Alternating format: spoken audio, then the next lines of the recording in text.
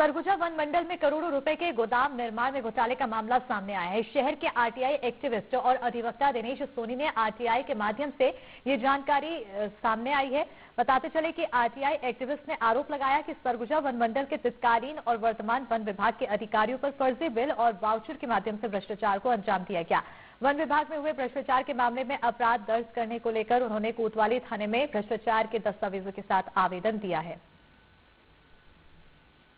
जिले में वन विभाग के द्वारा तेंदुपत्ता गोदाम निर्माण में करोड़ रुपए का भ्रष्टाचार का मामला सामने आया है। ऐसा आरोप एक आरटीआई कार्यकर्ता लगा रहे हैं। कार्यकर्ता का नाम दिनेश सोनी है, वरिष्ठ अधिवक्ता भी हैं। इन्होंने आज पूरे दस्तावेज के साथ सिटी कोतवाली में इस पूरे मामले की जांच और कार्रवाई की मांग को लेकर आवेदन पेश। हमारे साथ खुद डीके सोनी जी हैं।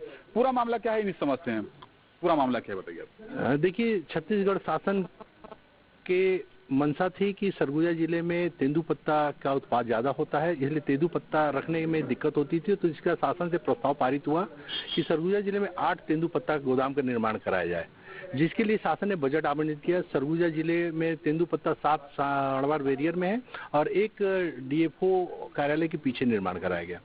उसके लिए शासन ने निर्देश दिया था, ड्राइंग डिजाइन दिया था, किस क्वालिटी और क्वांटिटी से इनका निर्माण करना था और समय समय पे पॉलिटेक्निक और शासन के लोगों से वो समझाइश लेके और उनके द्वारा निरीक्षण करा के उसका निर्माण। लेकिन वर्तमान डीएफओ, पूर्व डीएफओ, वर्तमान रेंजर और पूर्व रेंजर के द्वारा उक्त गोदाम निर्माण में काफी गोलमाल और काफी भ्रष्टाचार और कूट रचना की गई।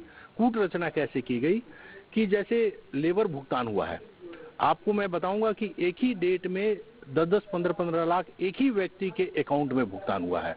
तो वह प्रमाणित करता है कि एक व्यक्ति एक ही डेट में इतना काम नहीं कर सकता है। तो ऐसे कूट रचना उनके द्वारा की गई। कोई भी आदमी अगर 10 लाख 15 लाख रुपया लेबर श्रमिक भुगतान पाता है तो समझिए कि इतना काम तो अकेला वो कर नहीं पाएगा।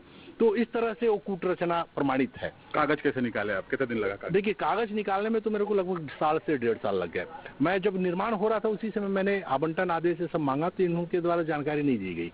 मेरे द्वारा सूचना के अधिकार के तहत आवेदन लगाया गया, उसके बाद नहीं दी गई। मैं अपील किया, अपील में नहीं तो मैंने राज्य सूचना आयोग गया, तो राज्य सूचना आयोग के आदेश के बाद इनके द्वारा जानकारी दी गई और जो जानकारी दी गई उसका निरीक्षण किया गया, पूरी जांच की गई, तब ये दस्तावेज प्रमाणित मैंने किया है। आगे की कार्रवाई करेगा? आगे की कार्रवाई आज मैं कोतवाली अंबिकापुर आया हूँ। पूरा लगभग 2,500-3 हजार दस्तावेजों को लेकर प्रथम सूचना पत्र दर्ज कराने के लिए संबंधित अधिकारियों के विरुद्ध। अगर इनके द्वारा प्रथम सूचना पत्र दर्ज नहीं किया जाता है तो मैं न्यायालय की शरण जाऊंगा और न्यायालय में प्रथम सूचना पत्र दर्ज कराने का परिवाद दायर। आखिरी सवाल, लगभग कितना का घोटाला मानते हैं? लगभग 20 से 25 करोड़ रुपए का घोटाला है। इसमें सबसे बड़ी बात है कि पूर्व वन मंत्री के कुछ लोगों का भी संलिप्तता है।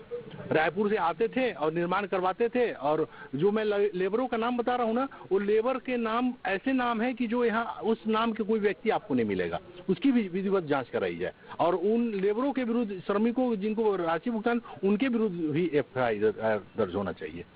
ये थे आरटीआई कार्यकर्ता वरिष्ठ अधिवक्ता डीके सोनी जी का कहना है कि वन विभाग के द्वारा जो निर्माण कार्य होना था उसकी विपरीत कार्रवाई हुआ, इसके बाद साथ ही भुगतान में भारी लापरवाही हुआ। अब देखना यह है कि अब थाने में अगला कार्रवाई क्या होता है। अपने सहयोगी के साथ मैं रोमी सिद्दीकी, एनडीटीवी न्यूज, अंबिकापुर।